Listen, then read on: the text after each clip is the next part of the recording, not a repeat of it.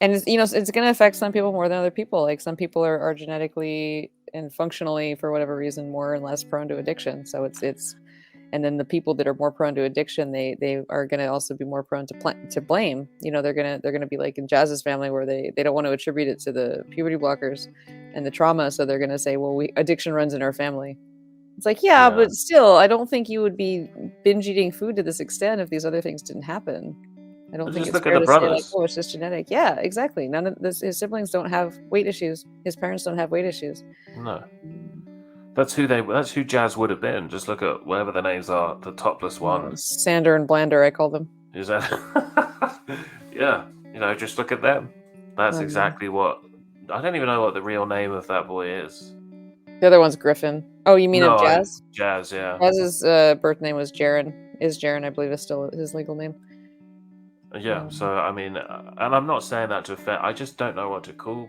I guess so. I kind of feel like I'm being insincere if I call someone by a pronoun they want me to call them when I know that that's not true. Yeah, And I get how that could be I feel like I'm offensive to giving some. false information when I'm Yeah, using a false pronoun.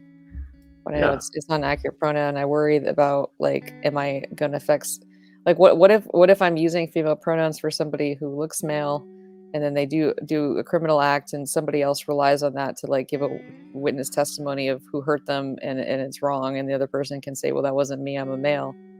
yeah. I don't. We have this language and conventions about what words mean for a reason, and I don't want to redefine pronouns to be what the other person wants me to say, because that's not what makes me choose my words. No, yeah, Usually, exactly. It's not what they're supposed to be there for. it's ma'am. Yeah, it is, ma'am. I often wonder what people like the Turks think of us in the West, ruining our children, and they can't. They must look at us and think, how peculiar, you Yeah, I bunch don't of know. I haven't nutters. gotten too much of an update. I know that they're. I don't think they're in some ways fairly modern, but interesting, like because they're still developing. So when I Yeah, was when I was there, like I had to be very careful about not drinking water from the tap, and not like you weren't even supposed to like rinse your toothbrush in the tap water. yeah, yeah. And I did end up in the hospital at one point from I believe eating salad that had been rinsed in tap water. Oh, crikey. There's nothing else that it seemed to connect, but yeah, that was. I do feel like there's a lot of parts of the world that are looking at America and thinking like, "What are you doing to your children?" There must be. Even China. China must just be. Well, China's thinking this is great. Mhm.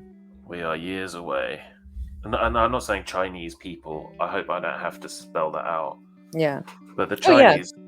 Chinese government must, and Yeah. their sort of military generals must be thinking this is amazing.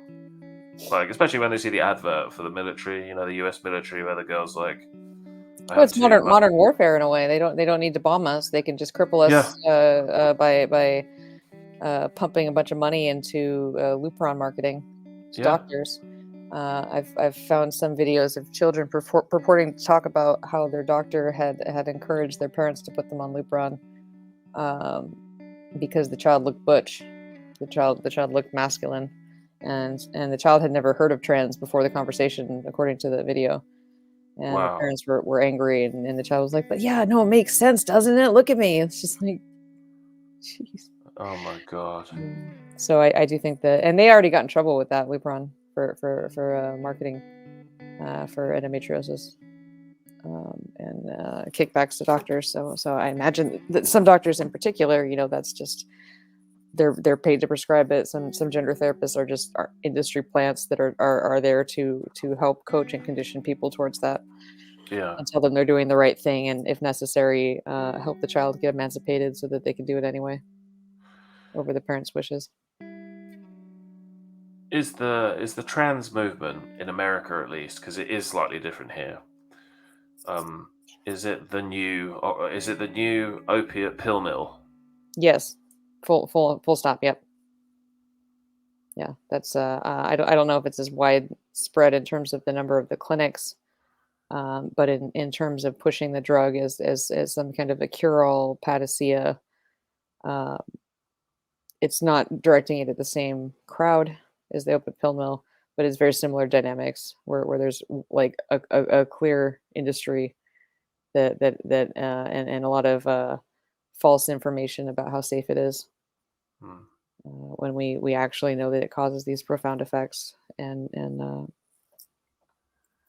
both the puberty blockers and then there's the hormone replacement interventions too.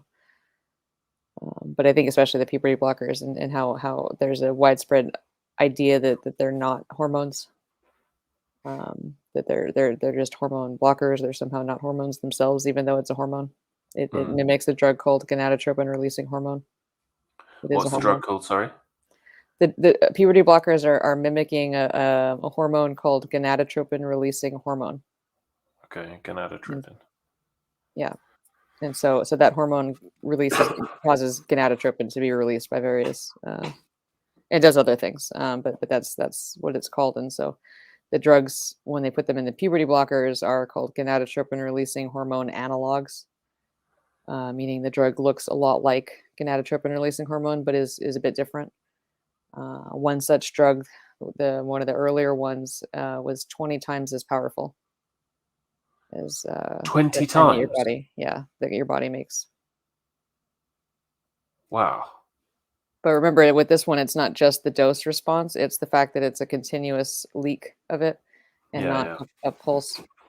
So it's I'm trying to unplug everything, and it's what's the other thing about it?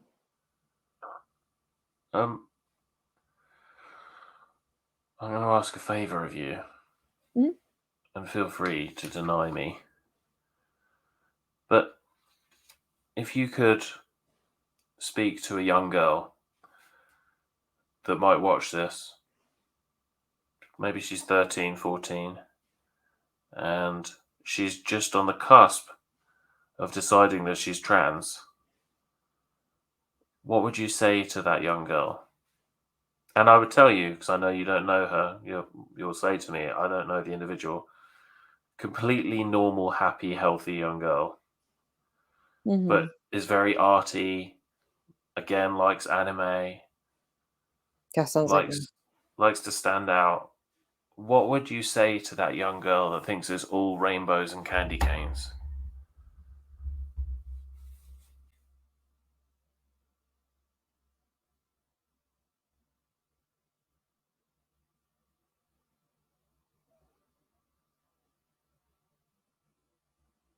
I would say you deserve to meet yourself. If you self-obliterate, you don't get to meet yourself, and then you'll always be wondering. You deserve to finish growing. Yeah, because if you don't, you're never going to know who you would have been. And I think that's probably one of the saddest things for these kids. Like we talked about at the beginning of this conversation, once you make that change, and we've talked about a few different things that can cause that, you'll never be the same again. Yeah. You'll never end up on that road. And just like with when you have testosterone and you have a female fetus and there's too much testosterone in the womb, it has very different effects on the development of genitalia as if you give a testosterone to a 14-year-old. It will just predictably have different effects. You can't make the 14-year-old's genitalia look like somebody who had that intersex disorder where you can actually get a fully formed kind of pseudopenis. However, that same process is then mirrored in the brain. When you masculinize a female brain, it doesn't become a male brain, and we don't know how we're affecting those very, very small areas, very small, delicate, precisely shaped and sized areas. For instance, the basal ganglia, which is very important for movement and movement disorders and Parkinson's and dyskinesia, is reliant on gonadotropin releasing hormone to function. Jazz Jennings has some very unusual, seemingly involuntary mouth movements that have been going on for quite a long time. And so I do wonder whether those two things are connected, whether he's having some basal ganglia dysfunction from the gonadotropin releasing hormones. It's also possible it was from one of the 17 medications that Jeanette mentioned, but it seems like he's had that problem ever since he was just on the puberty blockers, based on interviews. Wow. And then one thing I just want to say, because I'm going to forget it otherwise, because I keep trying to bring it up and then I forget. You often talk about the effect as well that some of the treatments, and I know that this is a minor thing to some people, but the treatments, for example, rehab for the people, that are having the skin removed from their forearm, and the stem cell treatments that they have, these treatments, especially over the last 2 years in time of pandemic, other people have needed those treatments. I know people that have needed those treatments. Yeah. And they're not getting them because... Because denying them for this frivolous and cosmetic purpose is discrimination on the basis of gender identity now. And they're very worried about that. And so it's safer to deny it to the people that need it for medical reasons. Yeah. But it's absurd. And, I've seen a lot in terms of the lack of funding for needed medical care. I'm in a field with a significant shortage, long-term shortage that's unlikely to go anywhere anytime soon. It's only gotten worse since I entered the field, and I know I know that it's not a problem that money can solve. You can't pay me more to work more. I can only work so much. If I'm seeing you, I'm not seeing someone else that week. Yeah. And so it frustrates me that they see these as vending machines and they don't respect the therapist's time. And they don't respect the needs of people who didn't buy their disabilities. Yeah. Yeah. Well said. And it's not life-saving care. It's not life-saving care. Life-saving care means that you die if you don't get it. But if you're holding yourself hostage, then the life-saving care could be substituted with being in hospital. If hospitalizing you involuntarily substitutes for the care wasn't life-saving. What was life-saving was the fact that someone was watching you. Yeah. Yeah. Well said. And I know that you're a very sensitive, caring person. Thank you. But do you think that do you think that some people need to be braver and stronger in kind of pushing back against this before it's too late, before it's just gone so nuts that this is just the done thing and 50% of the kids that go through school will become... Because that's the thing. And what people need to start thinking about, what's the line? What is the falsification criteria for nothing's wrong? When are you going to start to panic? Yeah. When are you going to start to realize that this is... No, I agree. We're very far down the slope. I fully agree with that. But they need to be willing to answer the question of, is there an actual cutoff line or are they willing to tolerate a world where 80% of children are transitioning? And we're just fine with that because we have that much faith in the new world order and in the paradise to come once everybody has gender euphoria and has been saved. And so I feel like it's they don't want to confront that reality that you need to be able to recognize that you might be wrong about what kind of situation we're in as a culture.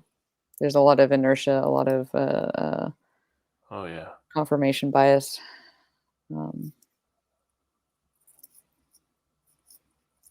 It's scary. It's so scary.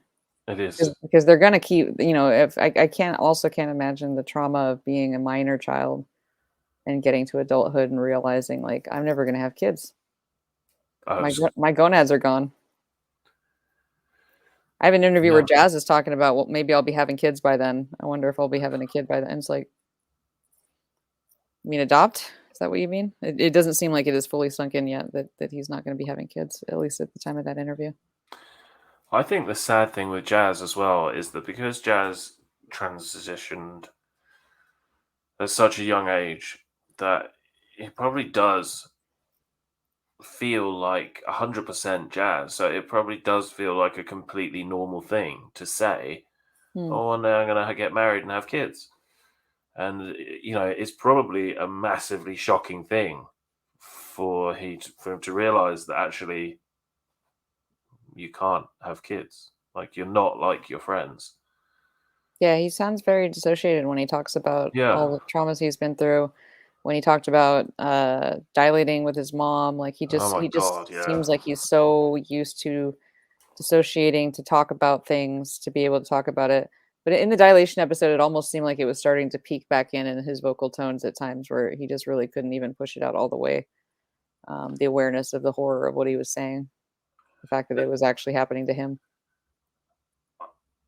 I, yeah, that was one of the most shocking things that I've seen on normal TV. Like, for him to be so, obviously, for those that don't know, a dilator is what a male to female has to use to keep the wound between their legs from healing, Hmm.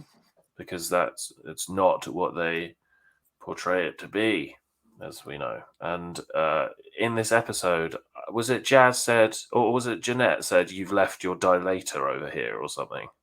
Yeah, Or it was his dilation gel specifically. They wanted to really emphasize that he was actively using it.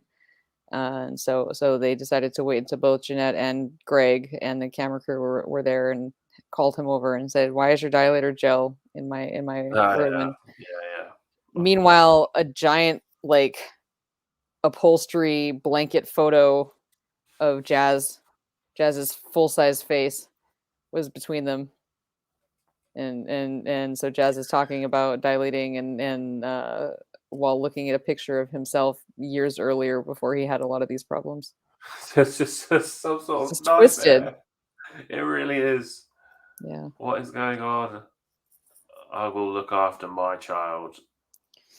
No, I will never let my child get anywhere near that sort of stuff. I don't care what it takes.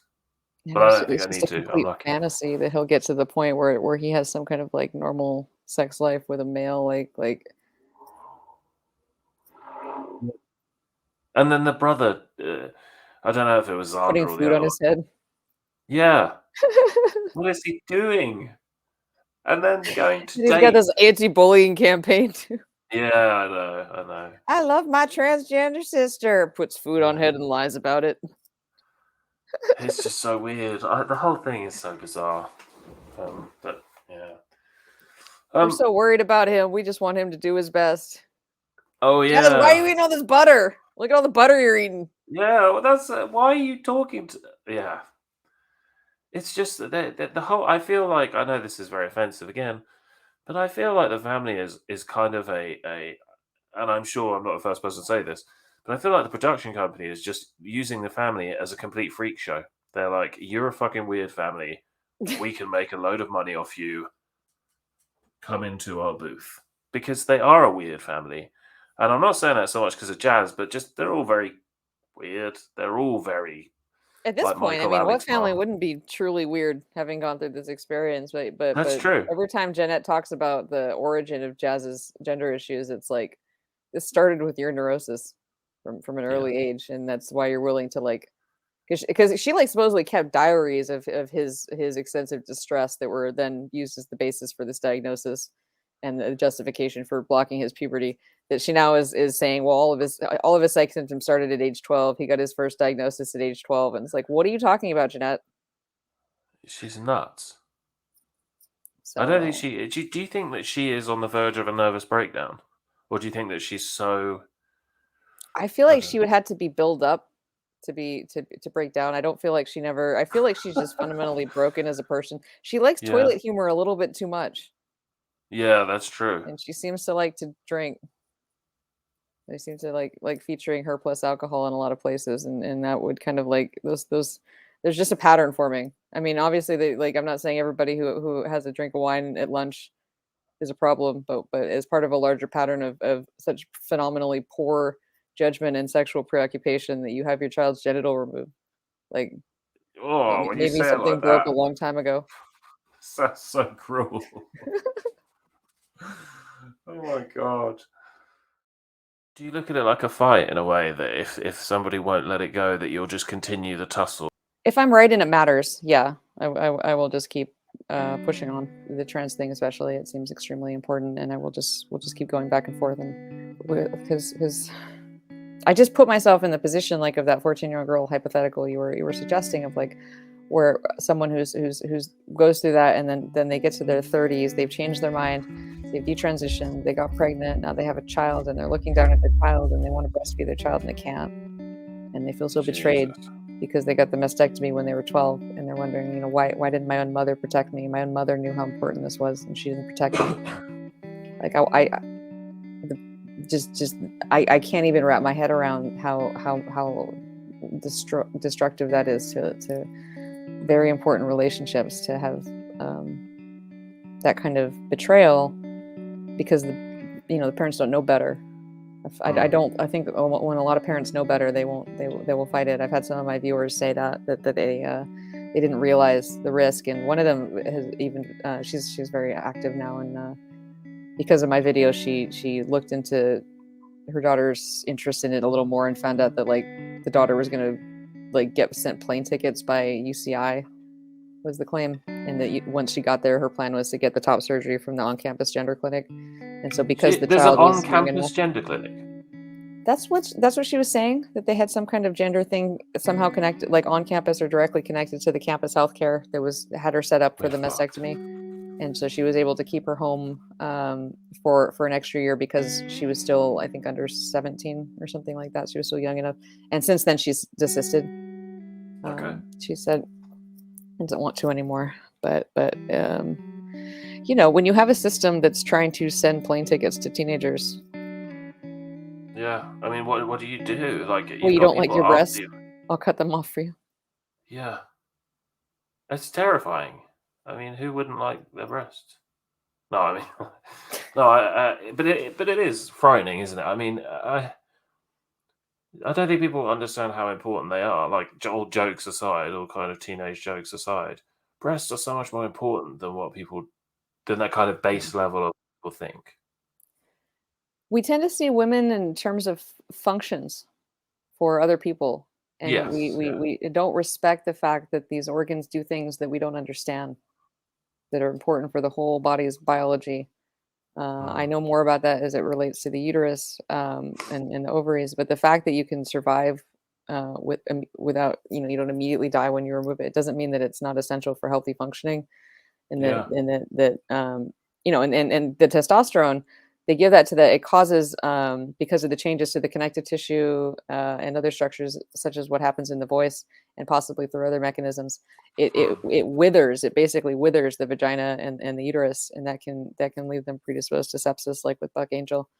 um, and when it's not Oh and God, then it has yeah. to be removed after not too long, oftentimes, to deal with the pain and the propensity for the sepsis, and so then such women are far more at risk of developing long-term issues like dementia, Yeah. and we don't really understand why. We just know that you know, it's a very delicate machine that's evolved.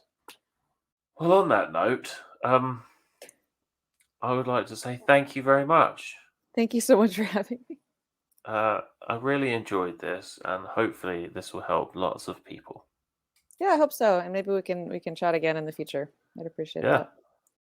Do you look at it like a fight in a way? If I'm right and it matters, yeah, I will just keep pushing on the trans thing, especially. It seems extremely important, and we'll just keep going, and we'll just keep going back and forth. And But I hope you do get in contact with Posey Parker, just because I feel like you two together yeah, I mean, would be. it would be meeting a hero, so that would be amazing. Yeah, she's a huge inspiration for me. I've been following her career for a number of years, and Oh, good. her videos, and seeing her stand up to the trans lobby is, she's a living She's a legend, legend. inspiration. Definitely was inspiration and influence for me.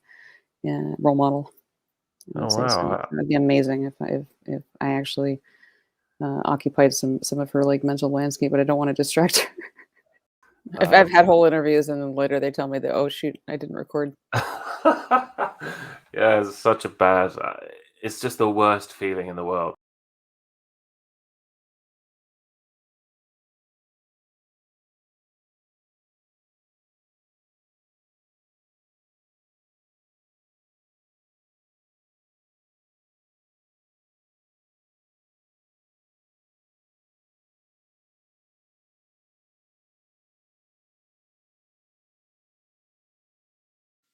Winston stopped writing, partly because he was suffering from cramp. He did not know what had made him pour out this stream of rubbish,